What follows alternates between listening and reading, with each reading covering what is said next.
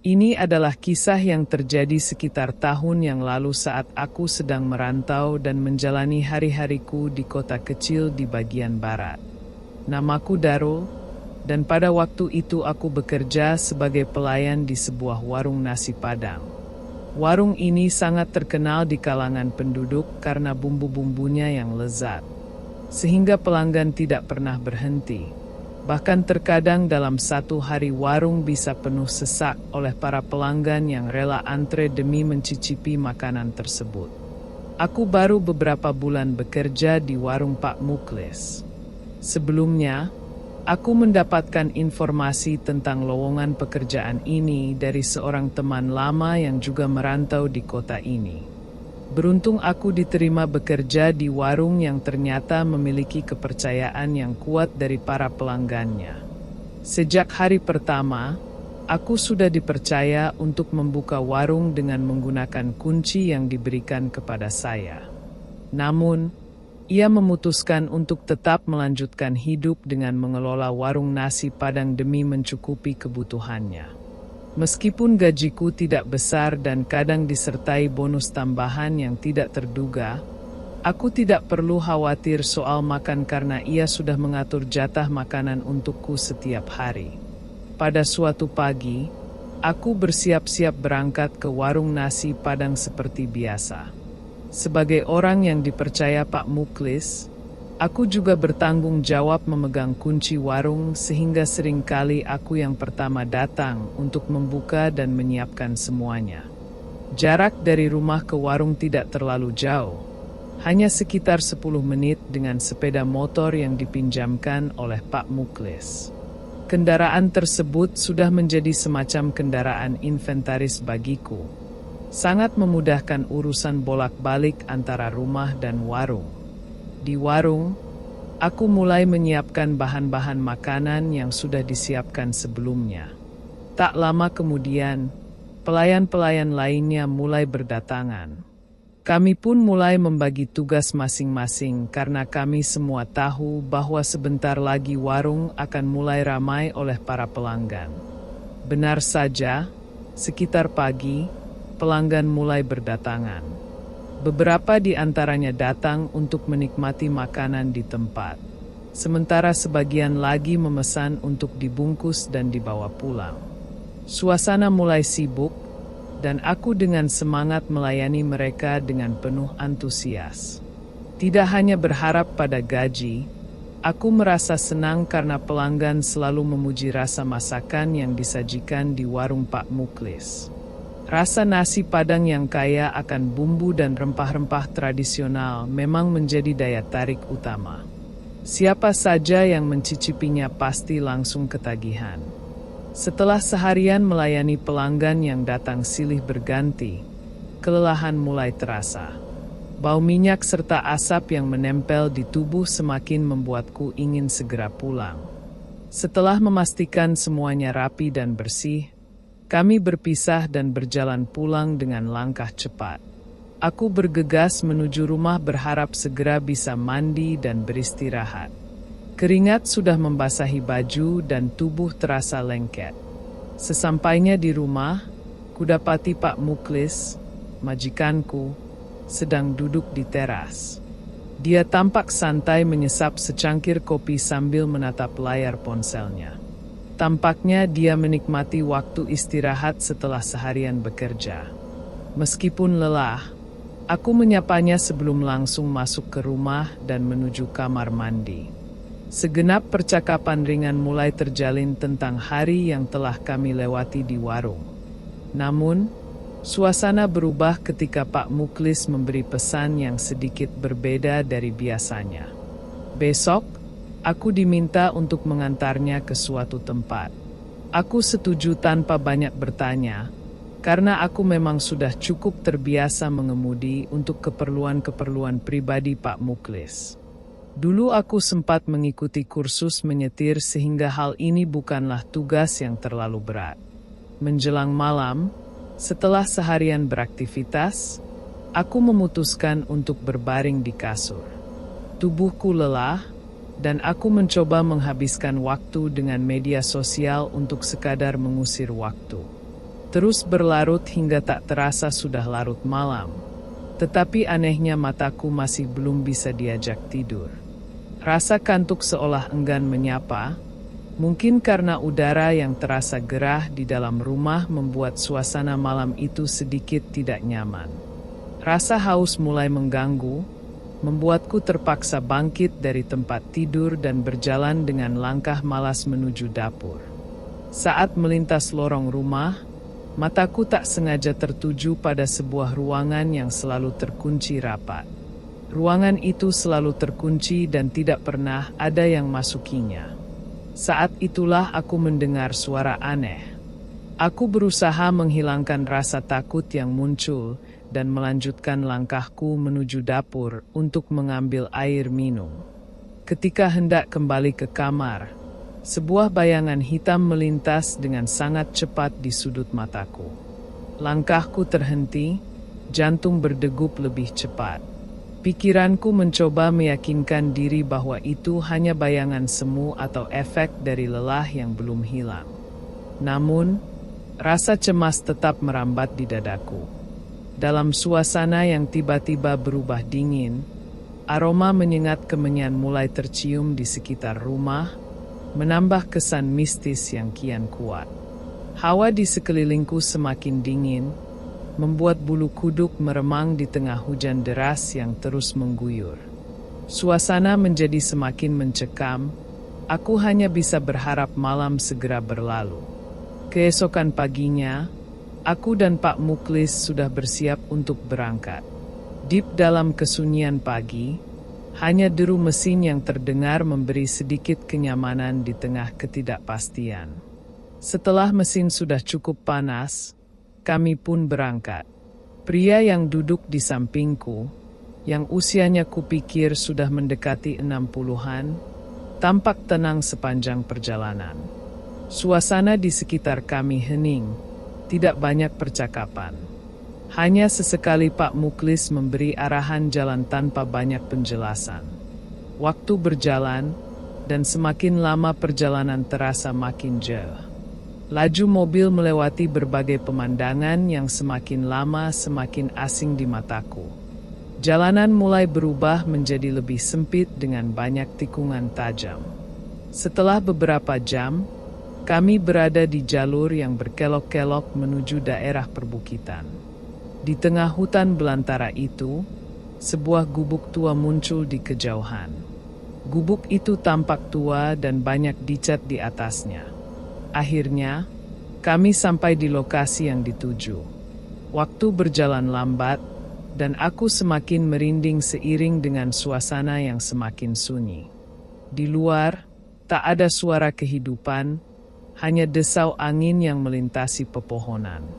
Keheningan itu mulai membuatku lelah, dan entah kapan aku akhirnya terlelap di kursi kemudi.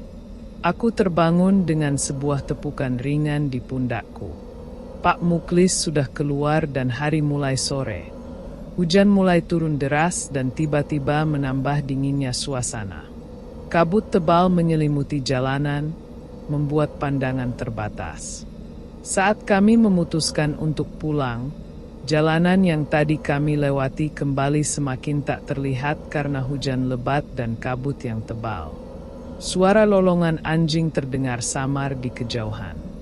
Ada perasaan lega ketika akhirnya aku melihat jalan yang aman seolah-olah kabut perlahan menghilang bersamaan dengan ketegangan di dadaku. Di sisi jalan, sebuah warung kecil tampak berdiri sendiri dan sepi.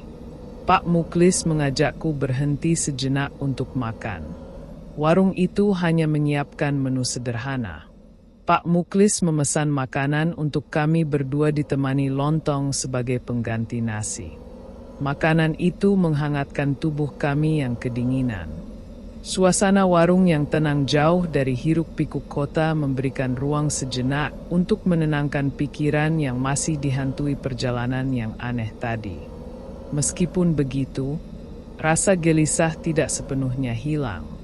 Ada sesuatu tentang perjalanan tadi yang terus membekas di benakku. Keesokan harinya, aku terasa kelelahan setelah perjalanan panjang dan melelahkan kemarin. Saat aku tiba di tempat kerja, teman-teman menyadari bahwa wajahku tampak pucat. Meski begitu, aku tetap memaksakan diri untuk bekerja, walau setiap gerakan terasa berat dan melelahkan. Di tengah kesibukan melayani pelanggan, tiba-tiba pandanganku kabur, tubuhku seolah kehilangan kekuatan, dan tanpa sadar aku ambruk di lantai. Saat aku terbangun, teman-temanku sudah berada di sekitarku. Mereka tampak cemas, namun aku merasa lebih baik setelah disuguhkan teh hangat. Aku menyesap teh itu berharap mendapatkan kembali tenaga. Tak lama setelah itu, Pak Muklis datang. Dia sudah mendengar tentang keadaanku dan setelah memastikan aku baik-baik saja, dia menyarankan agar aku pulang dan beristirahat. Aku menurutinya dengan perasaan lemas, lalu diantar pulang oleh Pak Muklis dengan tubuh yang masih terasa berat dan pikiran kosong. Sebulan berlalu sejak kejadian malam itu, dan kondisi tubuhku perlahan-lahan mulai membaik. Meski demam sudah hilang, bayang-bayang ketukan misterius di kamar mandi masih menghantuiku. Pada suatu hari, saat aku sudah cukup sehat untuk beraktivitas, Pak Muklis meminta aku untuk mengantarnya ke suatu tempat. Tanpa banyak tanya, aku menyetujui permintaan itu. Suasana pemakaman sunyi, hanya ditemani suara angin dan dedaunan yang bergesekan. Pak Muklis larut dalam doa di depan nisan-nisan yang sudah lumutan. Dia memberi isyarat untuk melanjutkan perjalanan. Seperti biasa, perjalanan yang kami tempuh terasa begitu panjang dan melelahkan. Jalanan sepi dan berkelok membuat suasana semakin menegangkan. Ketika akhirnya kami di tujuan, aku tetap berada di mobil, sementara Pak Muklis masuk ke dalam gubuk yang tampak usang dan terpencil. Aku mencoba memperhatikan sekitar, namun pikiran tetap tergantung pada apa yang sedang dilakukan di dalam. Sepulang dari situ, aku memutuskan untuk pulang kampung. Terminal dan sebelahku berangkat dengan sebandel barang-barangku. Perjalanan menuju kampung halaman terasa penuh harapan meskipun kejadian di rumah Pak Muklis terus menghantuiku. Ini adalah kisah yang terjadi sekitar tahun yang lalu saat aku sedang merantau dan menjalani hari-hariku di kota kecil di bagian barat. Namaku Darul, dan pada waktu itu aku bekerja sebagai pelayan di sebuah warung nasi Padang milik Pak Muklis. Warung ini sangat terkenal di kalangan penduduk karena bumbu-bumbunya yang lezat sehingga pelanggan tidak pernah berhenti. Bahkan terkadang dalam satu hari warung bisa penuh sesak oleh para pelanggan yang rela antre demi mencicipi makanan tersebut. Aku baru beberapa bulan bekerja di warung Pak Muklis. Sebelumnya, aku mendapatkan informasi tentang lowongan pekerjaan ini dari seorang teman lama yang juga merantau di kota ini. Beruntung aku diterima bekerja di warung yang ternyata memiliki kepercayaan yang kuat dari para pelanggannya. Sejak hari pertama, aku sudah dipercaya untuk membuka warung dengan menggunakan kunci yang diberikan kepada saya. Namun, ia memutuskan untuk tetap melanjutkan hidup dengan mengelola warung nasi Padang demi mencukupi kebutuhannya. Meskipun gajiku tidak besar dan kadang disertai bonus tambahan yang tidak terduga, aku tidak perlu khawatir soal makan karena ia sudah mengatur jatah makanan untukku setiap hari. Pada suatu pagi, aku bersiap-siap berangkat ke warung nasi Padang seperti biasa. Sebagai orang yang dipercaya Pak Muklis, aku juga bertanggung jawab memegang kunci warung sehingga seringkali aku yang pertama datang untuk membuka dan menyiapkan semuanya. Jarak dari rumah ke warung tidak terlalu jauh, hanya sekitar 10 menit dengan sepeda motor yang dipinjamkan oleh Pak Muklis. Kendaraan tersebut sudah menjadi semacam kendaraan inventaris bagiku. Sangat memudahkan urusan bolak-balik antara rumah dan warung. Di warung, aku mulai menyiapkan bahan-bahan makanan yang sudah disiapkan sebelumnya. Tak lama kemudian, Pelayan-pelayan lainnya mulai berdatangan. Kami pun mulai membagi tugas masing-masing karena kami semua tahu bahwa sebentar lagi warung akan mulai ramai oleh para pelanggan. Benar saja, pelanggan mulai berdatangan. Beberapa di antaranya datang untuk menikmati makanan di tempat, sementara sebagian lagi memesan untuk dibungkus dan dibawa pulang. Suasana mulai sibuk, dan aku dengan semangat melayani mereka dengan penuh antusias. Tidak hanya berharap pada gaji, aku merasa senang karena pelanggan selalu memuji rasa masakan yang disajikan di warung Pak Muklis. Rasa nasi Padang yang kaya akan bumbu dan rempah-rempah tradisional memang menjadi daya tarik utama. Siapa saja yang mencicipinya pasti langsung ketagihan. Setelah seharian melayani pelanggan yang datang silih berganti, kelelahan mulai terasa. Bau minyak serta asap yang menempel di tubuh semakin membuatku ingin segera pulang. Setelah memastikan semuanya rapi dan bersih, kami berpisah dan berjalan pulang dengan langkah cepat. Aku bergegas menuju rumah berharap segera bisa mandi dan beristirahat. Keringat sudah membasahi baju dan tubuh terasa lengket. Sesampainya di rumah, kudapati Pak Muklis, majikanku, sedang duduk di teras. Dia tampak santai menyesap secangkir kopi sambil menatap layar ponselnya. Tampaknya dia menikmati waktu istirahat setelah seharian bekerja. Meskipun lelah, aku menyapanya sebelum langsung masuk ke rumah dan menuju kamar mandi. Segenap percakapan ringan mulai terjalin tentang hari yang telah kami lewati di warung. Namun, suasana berubah ketika Pak Muklis memberi pesan yang sedikit berbeda dari biasanya. Besok, aku diminta untuk mengantarnya ke suatu tempat. Aku setuju tanpa banyak bertanya, karena aku memang sudah cukup terbiasa mengemudi untuk keperluan-keperluan pribadi Pak Muklis. Dulu aku sempat mengikuti kursus menyetir sehingga hal ini bukanlah tugas yang terlalu berat. Menjelang malam, setelah seharian beraktivitas, aku memutuskan untuk berbaring di kasur. Tubuhku lelah, dan aku mencoba menghabiskan waktu dengan media sosial untuk sekadar mengusir waktu. Terus berlarut hingga tak terasa sudah larut malam. Tetapi anehnya mataku masih belum bisa diajak tidur. Rasa kantuk seolah enggan menyapa, mungkin karena udara yang terasa gerah di dalam rumah membuat suasana malam itu sedikit tidak nyaman. Rasa haus mulai mengganggu, membuatku terpaksa bangkit dari tempat tidur dan berjalan dengan langkah malas menuju dapur. Saat melintas lorong rumah, mataku tak sengaja tertuju pada sebuah ruangan yang selalu terkunci rapat. Ruangan itu selalu terkunci dan tidak pernah ada yang masukinya. Saat itulah aku mendengar suara aneh. Aku berusaha menghilangkan rasa takut yang muncul dan melanjutkan langkahku menuju dapur untuk mengambil air minum.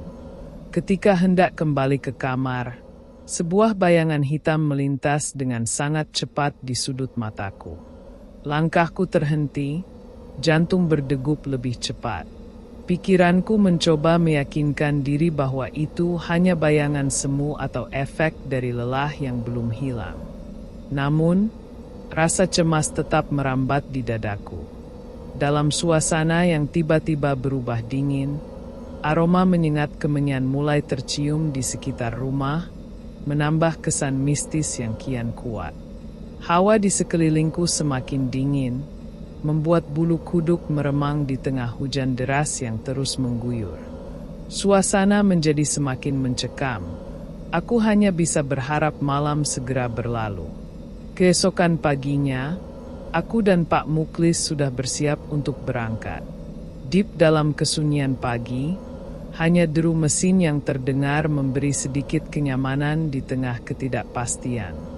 Setelah mesin sudah cukup panas, kami pun berangkat. Pria yang duduk di sampingku, yang usianya kupikir sudah mendekati 60-an, tampak tenang sepanjang perjalanan. Suasana di sekitar kami hening, Tidak banyak percakapan. Hanya sesekali Pak Muklis memberi arahan jalan tanpa banyak penjelasan. Waktu berjalan, dan semakin lama perjalanan terasa makin jauh. Laju mobil melewati berbagai pemandangan yang semakin lama semakin asing di mataku. Jalanan mulai berubah menjadi lebih sempit dengan banyak tikungan tajam. Setelah beberapa jam, kami berada di jalur yang berkelok-kelok menuju daerah perbukitan. Di tengah hutan belantara itu, sebuah gubuk tua muncul di kejauhan. Gubuk itu tampak tua dan banyak dicat di atasnya. Akhirnya, kami sampai di lokasi yang dituju. Waktu berjalan lambat, dan aku semakin merinding seiring dengan suasana yang semakin sunyi. Di luar, tak ada suara kehidupan, hanya desau angin yang melintasi pepohonan. Keheningan itu mulai membuatku lelah, dan entah kapan aku akhirnya terlelap di kursi kemudi. Aku terbangun dengan sebuah tepukan ringan di pundakku. Pak Muklis sudah keluar dan hari mulai sore. Hujan mulai turun deras dan tiba-tiba menambah dinginnya suasana. Kabut tebal menyelimuti jalanan, membuat pandangan terbatas. Saat kami memutuskan untuk pulang, jalanan yang tadi kami lewati kembali semakin tak terlihat karena hujan lebat dan kabut yang tebal. Suara lolongan anjing terdengar samar di kejauhan. Ada perasaan lega ketika akhirnya aku melihat jalan yang aman seolah-olah kabut perlahan menghilang bersamaan dengan ketegangan di dadaku. Di sisi jalan, sebuah warung kecil tampak berdiri sendiri dan sepi. Pak Muklis mengajakku berhenti sejenak untuk makan. Warung itu hanya menyiapkan menu sederhana. Pak Muklis memesan makanan untuk kami berdua ditemani lontong sebagai pengganti nasi. Makanan itu menghangatkan tubuh kami yang kedinginan. Suasana warung yang tenang jauh dari hiruk-pikuk kota memberikan ruang sejenak untuk menenangkan pikiran yang masih dihantui perjalanan yang aneh tadi. Meskipun begitu, rasa gelisah tidak sepenuhnya hilang. Ada sesuatu tentang perjalanan tadi yang terus membekas di benakku. Keesokan harinya, aku terasa kelelahan setelah perjalanan panjang dan melelahkan kemarin. Saat aku tiba di tempat kerja, teman-teman menyadari bahwa wajahku tampak pucat. Meski begitu, aku tetap memaksakan diri untuk bekerja, walau setiap gerakan terasa berat dan melelahkan. Di tengah kesibukan melayani pelanggan, tiba-tiba pandanganku kabur, tubuhku seolah kehilangan kekuatan, dan tanpa sadar aku ambruk di lantai. Saat aku terbangun, teman-temanku sudah berada di sekitarku. Mereka tampak cemas, namun aku merasa lebih baik setelah disuguhkan teh hangat. Aku menyesap teh itu berharap mendapatkan kembali tenaga.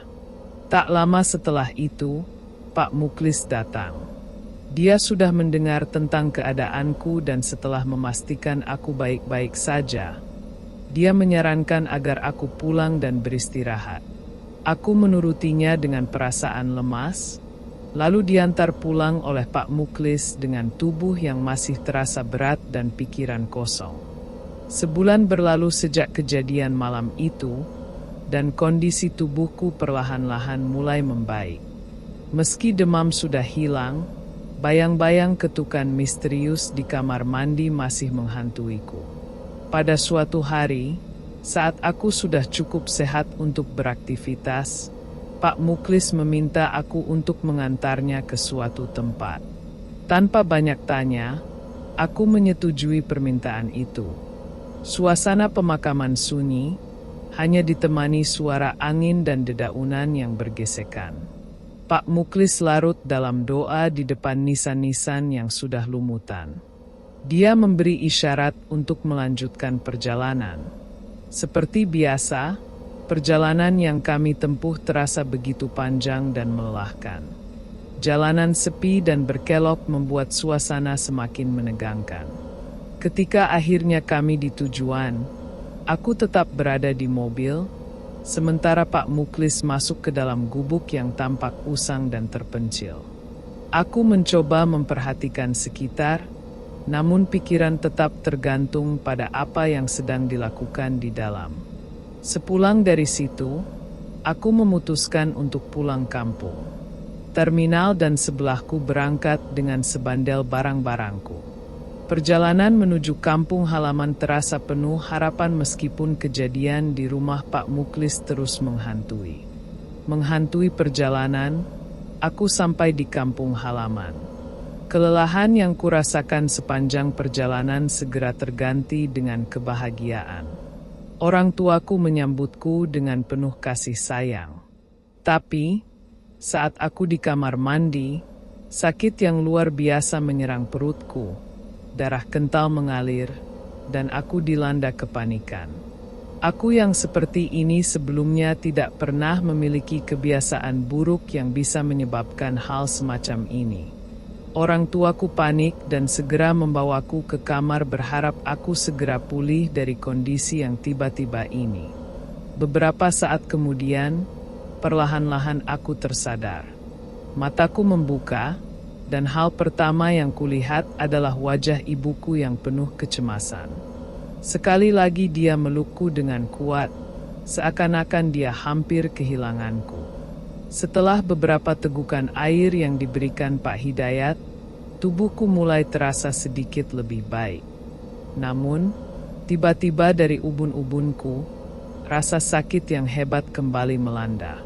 Aku yang awalnya tidak mengerti, kemudian diberitahu oleh Pak Hidayat bahwa aku hampir saja terseret ke alam lain.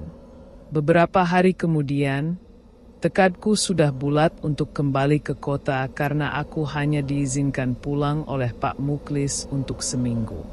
Meskipun khawatir, akhirnya mereka mengizinkan aku berangkat kembali. Mereka hanya berpesan agar aku menjaga diri dan tidak terlalu memaksakan diri bekerja. Setibanya di kota, kakiku menyusuri ke arah rumah Pak Muklis. Aku ingin memberitahunya bahwa aku sudah kembali.